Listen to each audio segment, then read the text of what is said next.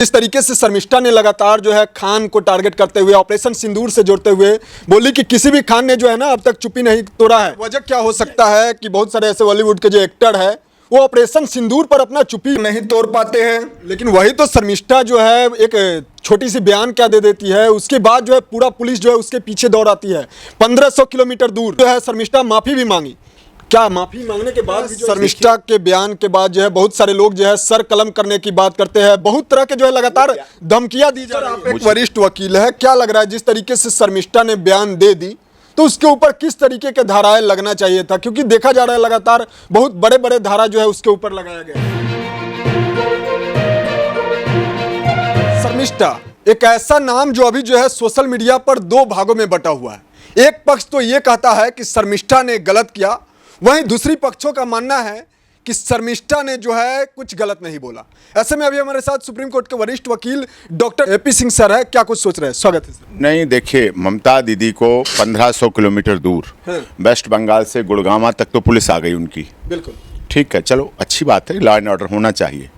और social media भी वो देखती हैं, इंस्टाग्रामर हैं तो उनको भी देखती हैं, उनकी वेस्ट बंगाल पुलिस भी देखती है। अच्छी बात है, जागरूक रहना चाहिए, सब कुछ रहना चाहिए। लेकिन यही ममता बनर्जी, ममता दीदी शर्मिष्ठा मुखर्जी के लिए तो इतना तेज हैं, बिल्कुल मुर्शिदाबाद के लिए क्यों नहीं तेज थी? मालदा के लिए क्यों नहीं तेज थी? जब हिंदू मारे जा रहे थे, दलित मारे जा रहे थे, हिंदू दलित परिवारों का पलायन हो रहा था, मालदा स्टेशन पूरी भरी पड़ी थी, हिंदू दलित महिलाओं को बुर्का पहन के बाहर निकलना पड़ता था। इतना बड़ा आतंक का साया पश्चिम बंगाल में ममता दीदी की सरकार में हुआ। तब पुलिस तेज नहीं हुई, तब पुलिस वहां नहीं पहुंची, तब नहीं हुई, तो ये गलत है भाव। सर एक और सवाल है, जिस तरीके से शर्मिष्ठा ने लगातार जो है खान को टारगेट करते हुए ऑपरेशन सिंदूर से जोड़ते हुए बोली कि किसी भी खान ने जो है ना अब तक चुप्पी नहीं तोड़ा है, ये तो इसमें क्या, वो तो सच्चाई थी, इसमें गलत क्या है? अगर कोई सोशल मीडिया पर सोशल मीडिया वाली बात ही कहता है तो इसमें गलत तो कुछ नहीं, फिर तो गलत पाकिस्तान के विरोध में। वो पाकिस्तान के विरोध में तो पूरा देश है। ममता दीदी नहीं है, कोई खान परिवार नहीं है, कोई फिल्म स्टार नहीं, अलग विषय। लेकिन इस देश का हिंदू, मुस्लिम, सिख, ईसाई, जैन, पारसी सारे लोग जो भारत के मुस्लिम हैं वो पूरा भारत के साथ हैं और पाकिस्तान के विरोध में हैं। और ऐसे ही नहीं ऑपरेशन सिंदूर हो गया, इसके लिए आप लोगों ने देखा colonel Sophia Qureshi, brigadier Vyomika Singh, ये महिलाएं थी हमारे देश में। पाकिस्तान की जब बात आती है तो पूरा देश एक हो जाता है, चाहे उस समय की बात हो जब डॉक्टर एपीजे कलाम साहब थे, चाहे शहीद अब्दुल हमीद की बात हो, चाहे देश की आज़ादी के समय अशफाक उल्लाह खां की बात हो, चाहे रजिया सुल्ताना की बात हो, चाहे कोई विषय रहा हो, लेकिन हमारे देश के लोग एक हो जाते हैं। लेकिन हाँ, ममता दीदी को जो कार्रवाई करनी चाहिए थी, जब वहां हिंदू मारे जाते हैं, दलित मारे जा रहे हैं, प्रताड़ित किए जा रहे हैं, ममता दीदी ने इतना अच्छा वेस्ट बंगाल जो रविंद्रनाथ टैगोर की धरती रही है, जिन्होंने राष्ट्रगान जन गण मन अधिनायक जय हे भारत भाग्य विधाता किया, डॉक्टर श्यामा प्रसाद मुखर्जी की धरती जो भारतीय जनता पार्टी के संस्थापक रहे, बंकिम चंद्र चटर्जी का प्रदेश, नेताजी सुभाष चंद्र बोस ने एक नारा दिया था उनकी कर्मस्थली कि तुम मुझे खून दो मैं तुम्हें आजादी दूंगा। सबने देखा गंगा सागर का तीरथ, सारे तीरथ बार बार और गंगा सागर एक बार, काली कलकत्ते वाली तेरा वचन न जाए खाली। ये भाव, ये भावना इस तरह से है, इस तरह से चल रही है कि पूरा देश इसको समझ रहा था। पूरे दुनिया से लोग वेस्ट बंगाल और कलकत्ता जाते हैं तीर्थ यात्रा के संबंध में, धार्मिक यात्रा के संबंध में, लेकिन उस वेस्ट बंगाल के रक्षण के बजाय बहन ममता बनर्जी, दीदी जी, जिनके यहाँ दीदी का तो सरनेम लगा ही हुआ है, उन्होंने दीदी का काम, भूमिका अच्छी नहीं निभाई। उन्होंने अपने भाइयों, दलित भाइयों की हत्या करवाई, उन्होंने बेघर लोगों को कर दिया। मुर्शिदाबाद में जब लोग अपना घर छोड़कर, 4-4 और 8-8 कमरों का मकान छोड़कर एक थैले में अपनी जिंदगी लेकर, अपने परिवार वालों को लेकर मालदा स्टेशन पर वहां से भागने के लिए पड़े थे, इस बात का जिंदा उदाहरण है कि उन्होंने मुख्यमंत्री रहते अपने कार्य को केवल रोहिंग्या मुस्लिम जो बांग्लादेशी आए हैं उनके लिए काम किया। लेकिन वही तो शर्मिष्ठा जो है एक छोटी सी बयान क्या दे देती है, उसके बाद जो है पूरा पुलिस जो है उसके पीछे दौड़ आती है 1500 किलोमीटर दूर, बल्कि जो है शर्मिष्ठा माफी भी मांगी। क्या माफी मांगने के बाद भी जो इस देखिए, तरीके से- विषय माफी मांगने का उसका नहीं, सोशल मीडिया अभी हमारी स्टार्टिंग स्टेज में है। हाँ। मैं ममता दीदी का बड़ा सम्मान करता था, अच्छा। लेकिन हमने तो चांद सितारों की रातों की तमन्ना की थी, पर हमें स्याह काली रातों के सिवा कुछ न मिला। ये मेरी किस्मत कहिए, देश की किस्मत कहिए। एक अच्छी, तेज तर्रार, तपस्वी, बलिदानी महिला थी जो वेस्ट बंगाल को अच्छा चला सकती थी। कभी उनका भारतीय जनता पार्टी के साथ भी गठबंधन रहा, केंद्र में भी रहा, लेकिन उन्हें शर्मिष्ठा मुखर्जी अब बुरी लगने लगी। शर्मिष्ठा मुखर्जी ममता दीदी को अच्छी लगती अगर वो अपने इंस्टाग्राम के माध्यम से वेस्ट बंगाल के क्षेत्र में बांग्लादेशियों को घुसाने के लिए नकली आधार कार्ड, नकली इलेक्शन कार्ड, पैन कार्ड बनवाने की व्यवस्था करती, अगर उनको यहां मतदाता बनवाती तो उन्हें बहुत अच्छी लगती। वेस्ट बंगाल की बॉर्डर ऐसा है, बहुत बांग्लादेश से टच किया हुआ, लंबा लंबा चला, कहीं पानी है, प्राकृतिक रूप से भी सही नहीं है, कहीं पोखर है, कहीं तालाब है, कहीं ये है, इस तरह से।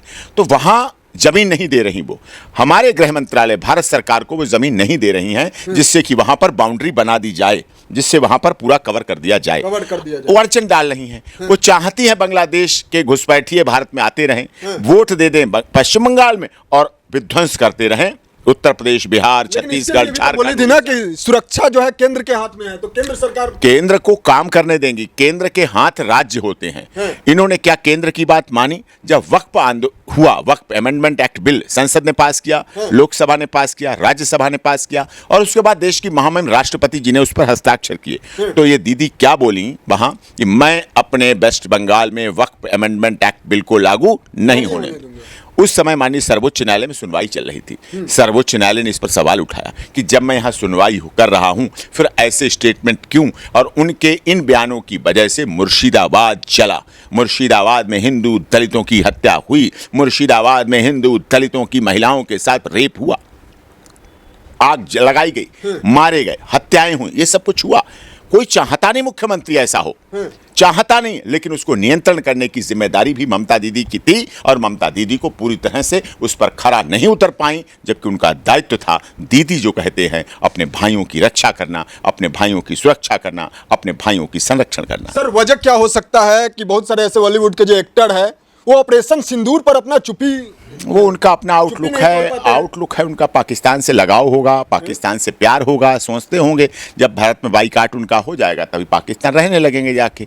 उनकी सोच ऐसी होगी, वो चाहते होंगे कि पाकिस्तानी अच्छा है, पाकिस्तान में रहूंगे, यहाँ कमाने खाने के लिए है, यहाँ पैसा पैदा करने के लिए है, दर्शक ज़्यादा है, यहाँ सिनेमा हॉल ज़्यादा है, उनकी फिल्में ज़्यादा अच्छी बनती हैं, बॉलीवुड हॉलीवुड को नियंत्रण करता है, फिल्म इंडस्ट्री अच्छी, इसलिए उन्हें हो सकता है, लगता हो इस बात को कि आगे उन्हें पाकिस्तान में रहना है, उन्हें पाकिस्तान अपना भविष्य वाला देश लगता होगा, इसलिए उन्होंने नहीं कहा नहीं। ऑपरेशन सिंदूर के साथ इस देश से जो प्यार करता है, हिंदू, मुस्लिम, सिख, ईसाई, जैन, पारसी, सबने बहुत लगन से, बहुत शिद्दत से भारत सरकार, माननीय गृह मंत्री जी, माननीय रक्षा मंत्री जी, देश की महामहिम राष्ट्रपति जी को, जल सेना, थल सेना और वायुसेना, सबको बहुत अच्छी तरह से समर्थन दिया। अभी जो है शर्मिष्ठा के बयान के बाद जो है बहुत सारे लोग जो है सर कलम करने की बात करते हैं, बहुत तरह के जो है लगातार धमकियां दी जा रही है। मुझे भी लगातार धमकी देती, वो ममता दीदी को नहीं दिखती हैं। शर्मिष्ठा मुखर्जी को धमकी दी जाती है, वो ममता दीदी को सोशल मीडिया नहीं दिखती है, शर्मिष्ठा को नहीं दिखती हैं, वो शर्मिष्ठा को नहीं दिखती हैं। शर्मिष्ठा पे काट डालेंगे, शर्मिष्ठा को मार डालेंगे, ये धमकियां ममता दीदी को नहीं दिखती। ये लिखने वालों के भी तो अकाउंट्स हैं, लिखने वालों के तो जो कमेंट्स कर रहे हैं उनके भी तो अकाउंट, उन पर कार्रवाई नहीं करेंगी। मेरे खिलाफ बोलते हैं, इस पर कार्रवाई नहीं करेंगी, केवल उस पर कार्रवाई करेंगी जिस पर उन्हें करना नहीं चाहिए था। इससे पहले भी सर बहुत सारे ऐसे लोग थे जो लगातार सनातन धर्म पर जो है सवाल खड़ा करते रहे। ऐसे ये नहीं, ये पहले के नहीं, ये स्टालिन थे, बहुत विपक्ष के नेता थे।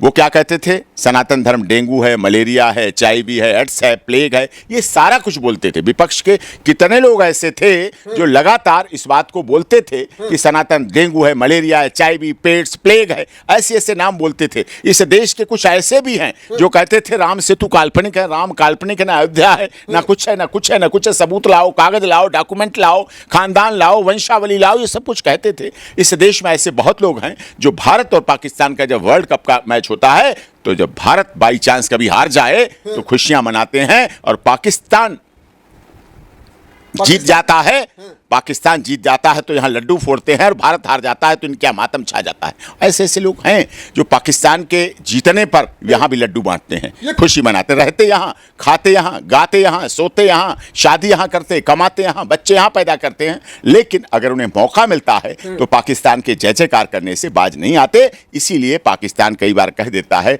इंडिया को टू नेशन थ्योरी, यहाँ तो टू नेशन थ्योरी कहती, यही कहते हैं कि भारत में कुछ ऐसे लोग हैं जो पाकिस्तान के सिपाही कैसे। श्रीनगर में मानता हूं कुछ रहे होंगे, जरूर रहे होंगे, लेकिन अगर वो पाक भारत में भी हैं तो बहुत दुखद है, बहुत दुखद घटना है कि भारत में ऐसे आस्तीन के सांप जो इस तरह के रह रहे हैं, जो यहां का रहते हैं, यहां खाते गाते पीते सोते हैं और पाकिस्तान का गाते हैं, ऐसे लोगों का तुरंत सामाजिक, राजनीतिक, धार्मिक सब तरह से बहिष्कार होना चाहिए। सर लगातार जो है रामचरितमानस को जलाने का बात होता था, तब जो है किसी भी तरह के सनातन की तरफ से एक्शन नहीं लिया गया, नहीं, तब कोई मुकदमा भी दर्ज नहीं हुआ, तब कोई ना बिहार सरकार ने मुकदमा दर्ज किया, ना किसी ने किया। कई बार ऐसा होता है, सनातन धर्म को इतना सॉफ्ट कॉर्नर माना जाता है, इतना कमजोर माना जाता है, कोई भी कुछ बोल के चला जाता है। उदयपुर में एक टेलर को सर तन से जुदा कर दिया गया, बदायूं में बच्चों को मार दिया गया, पथराव होते हैं बच्चों पर, होली के दिन पानी डाल दें तो बच्चों पर पथराव हो जाते हैं। ये मुस्लिम इस तरह की मानसिकता जो बनी हुई है वो गलत है।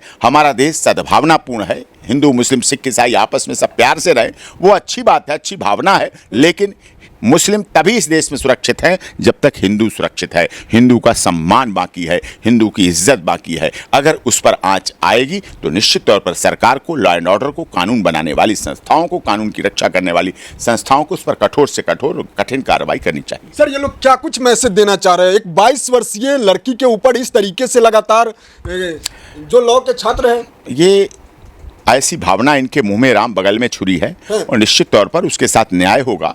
अब वो कहते ना, वो पथ क्या पथिक कुशलता क्या, जिस पथ पर बिखरे शूल न हो, नाविक क्या धैर्य परीक्षा क्या जब धाराएं प्रतिकूल न हो। शर्मिष्ठा जब 22 वर्ष की उम्र में अपनी आवाज, अपनी बात, अपनी विचार, अपनी अभिव्यक्ति की स्वतंत्रता को माननीय देश के संविधान निर्मात्री सभा के सदस्य रहे डॉक्टर भीमराव अंबेडकर जी के सिद्धांतों पर चलते हुए और भारत के संविधान के अनुसार अपने विचार अभिव्यक्ति की स्वतंत्रता को आगे बढ़ा सकती है, तो निश्चित तौर पर उसके अंदर एक जोश है, एक जज्बा है, और उसके जोश और जज्बे की रक्षा हमारे देश के सब सनातनियों को, सनातन धर्म को मानने वालों को करना चाहिए और उसका सहयोग देना चाहिए। सर आप एक वरिष्ठ वकील है, क्या लग रहा है जिस तरीके से शर्मिष्ठा ने बयान दे दी तो उसके ऊपर किस तरीके के धाराएं लगना चाहिए था, क्योंकि देखा जा रहा है लगातार बहुत बड़े बड़े धारा जो है उसके ऊपर लगाया गया है।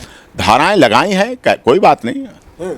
कहते ना, वो पथ क्या पथिक कुशलता क्या जिस पथ पर बिखरे शूल न हो, नाविक क्या धैर्य परीक्षा क्या जब धाराएं प्रतिकूल न हो। विपरीत परिस्थितियों में नाव को निकाल ले जाना ही स्थिति है और इस आधार पर वो सफल होगी, न्याय होगा, access to justice for all न्याय मिलेगा। एक 22 वर्षीय युवती को साथ जो ममता बनर्जी कर रही है, एक महिला होते हुए, और महिला होते हुए, दीदी होते हुए, शर्मिष्ठा भी किसी की दीदी है, किसी की बहन है, किसी की बेटी है, और उसके विरोध में ऐसी कार्रवाई कर रही हैं। और मुर्शिदाबाद उन्हें याद नहीं आ रहा, उन्हें चुनाव के बाद जब भारतीय जनता पार्टी के सैकड़ों कार्यकर्ताओं की हत्या होती, सैकड़ों, मैं बड़ी जिम्मेदारी के साथ करता हूं, कल अमित शाह जी ने भी इस बात को कोट किया, चुनाव के बाद सैकड़ों कार्यकर्ताओं की हत्या होती है। उन कार्यकर्ताओं का, उन पदाधिकारियों का बलिदान बेकार नहीं जाएगी, उनकी शहादत बेकार नहीं जाएगी।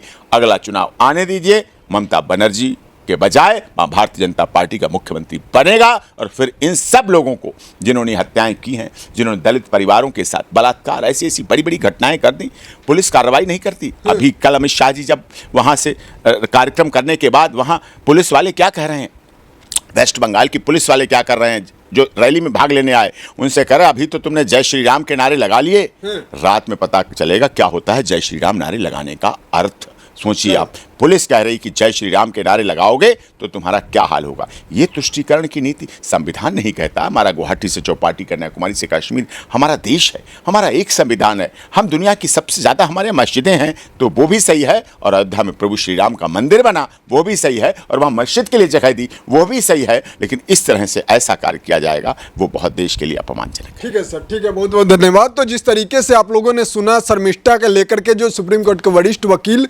डॉक्टर AP सिंह सर का जो बयान था, हमने आपको सुनाने का कोशिश किया। फिलहाल इस वीडियो के बारे में आप लोगों का प्रतिक्रिया क्या है नीचे कमेंट में लिखते हुए जाएगा।